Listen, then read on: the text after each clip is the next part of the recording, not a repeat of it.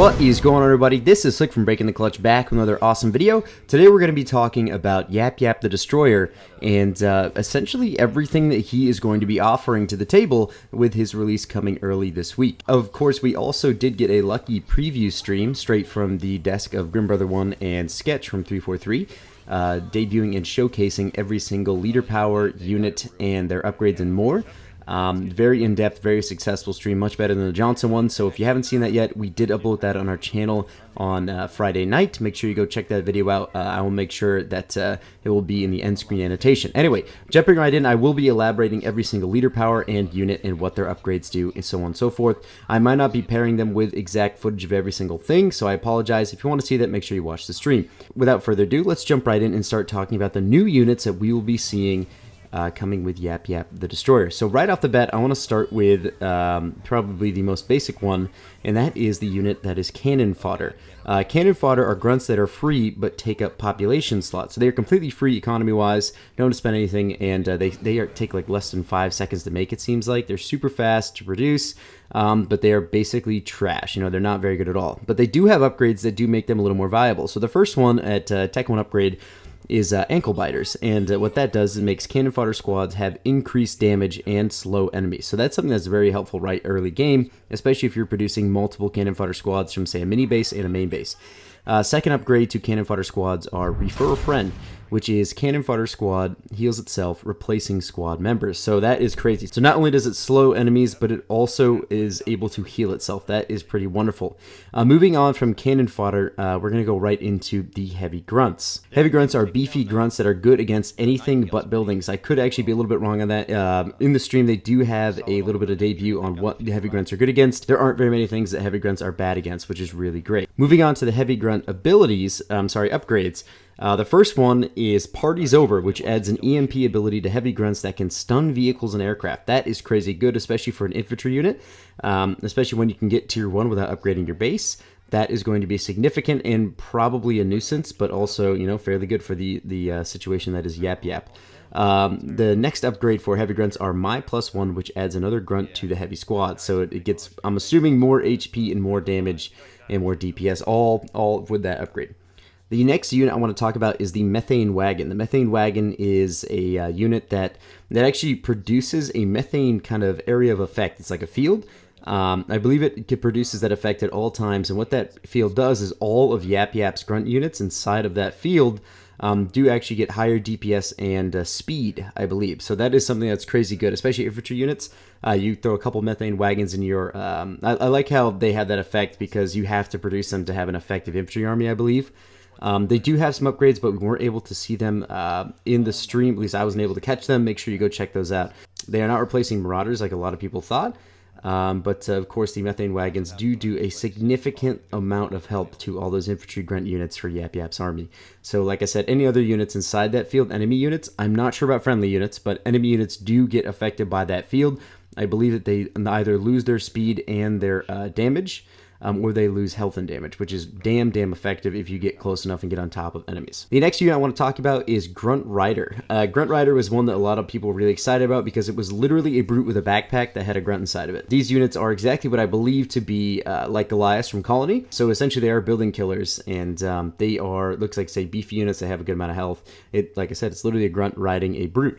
Grunt Riders can be upgraded for more damage and plasma grenades. They're building killers, and they also can ram units. In terms of upgrades, I saw one, and it was Punch Harder You, and that upgrade, Grunt Overlords grant the brutes gloves that leak plasma, making their attacks much more powerful against all targets. So it's actually pretty cool to see because you see that you can actually zoom in and see that the brute's hands are glowing red and they're dripping plasma, and they do a lot more damage towards buildings especially and all other units. So that's something very exciting. Last but not least, for the new units, the final unit that we are blessed with is actually a Grunt Goblin. Grunt Goblins can be seen in Halo 5 Warzone if you guys dabble around with Halo 5, and in Warzone they have actually some similarities to these Halo Wars 2 Grunt Goblins.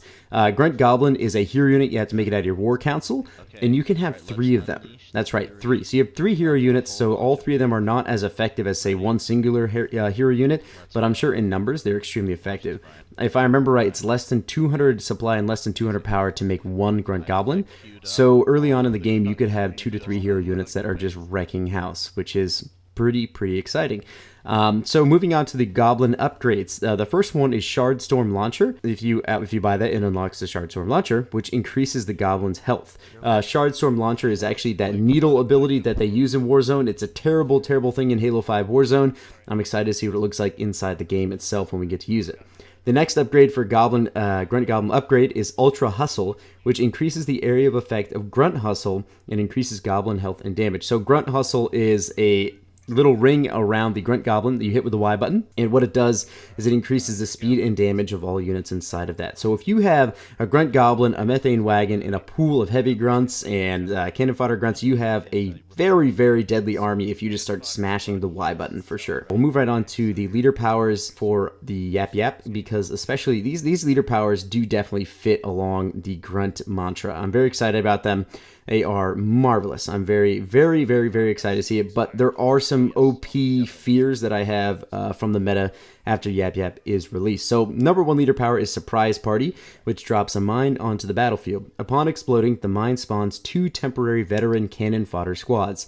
So that's something to say you just drop a little mine. It's obviously undetectable unless you have detector units, and then the second someone trips on them, boom, then you get 2 veteran cannon fodder squads. Leader power number 2, Methane Wagon, and unlocks the Methane Wagon at your base. So there you go. A lot of people said it was going to replace the Marauder, just like I said earlier, but it is similar to the Sentinel, and of course like the Phantom for, say, Arbiter, where, say, you just buy it as a leader power and then you have it at your main base. So you can still have Marauders, which is nice. Leader power number 3 is Please Don't Shoot Me. While active, the power briefly stops all new attacks from units, turret, and leader powers. Can be upgraded once. The first tier of Please Don't Shoot Me lasts 15 seconds. I'm not sure about the second tier. I bet you it adds 5 to 10 seconds onto it. I'd be surprised if they doubled it to 30. That is a very long time without any action.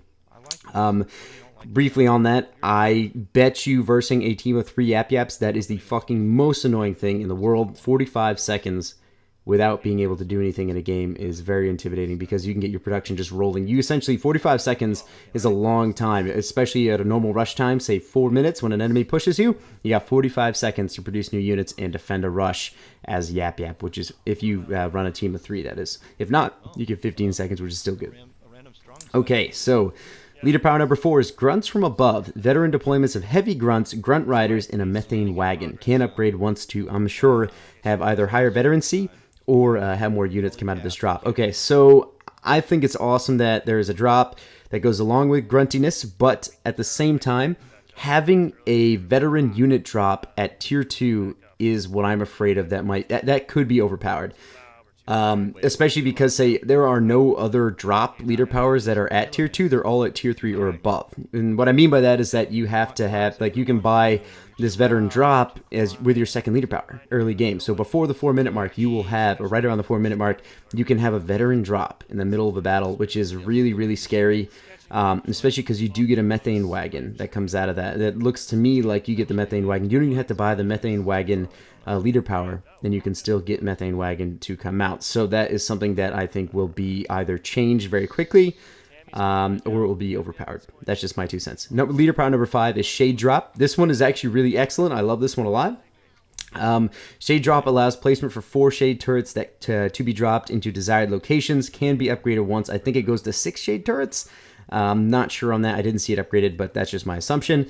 So you can actually choose where all 4 of these shade turrets are dropped. You can do them square, you can do them in a line, whatever you prefer, but they definitely help as a 3rd tier leader power. The second, 3rd tier leader power number 6 is Glassing Beam. Stereotypical Glassing Beam. You get 3 upgrades to Glassing Beam total. Gets stronger each time. Same thing. Grunt Dome, that's number 7. Really excited about this. I thought about this being leader power. I hope for this, and to see it, that is very awesome. Grunt Dome is, you can activate a drop shield cover onto the battlefield, absorbs damage for friendlies inside of it, can be upgraded twice. It is a shield generator for a base that just drops in the middle battlefield. You get a small little area of effect. You can upgrade it twice, so that makes me think that you can have a 2nd or 3rd tier shield as well. Of course, that is leader power number 7, so not going to be that effective early game, but if you get mid game against YapYap, you're going to be seeing that often.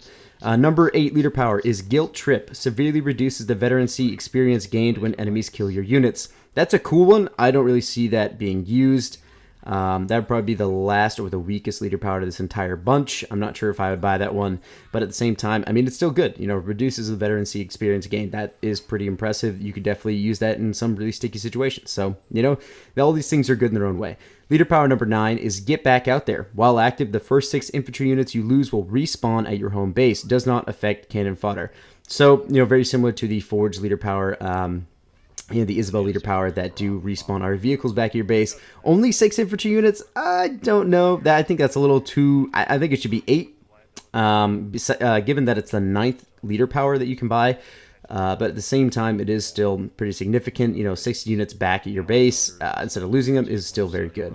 Moving on to number 10, probably the most exciting leader power of the entire bunch is Methane Party, which drops a series of bombs that weaken enemy defense while boosting grunt combat effectiveness. So that is, it does the same effect that it does damage upon dropping. Now, of course, I will be showing a video clip here, but it also drops methane clouds that come out of methane wagons. So like any of your YapYap units inside of there do get better damage and also better speed.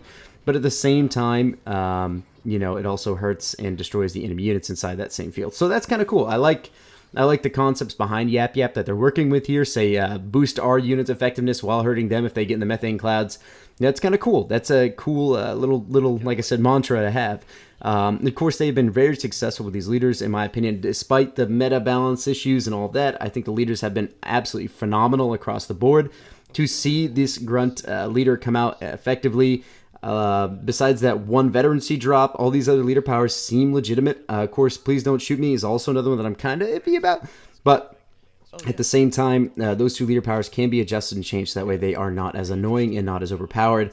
So I think everything else is looking fairly significant. I'm very excited to see YapYap. I hope that this was informative enough for you to be able to take in everything without watching the whole hour-long stream. Thank you guys so much for watching. This has been Slick from Breaking the Clutch, and we'll see you guys next time.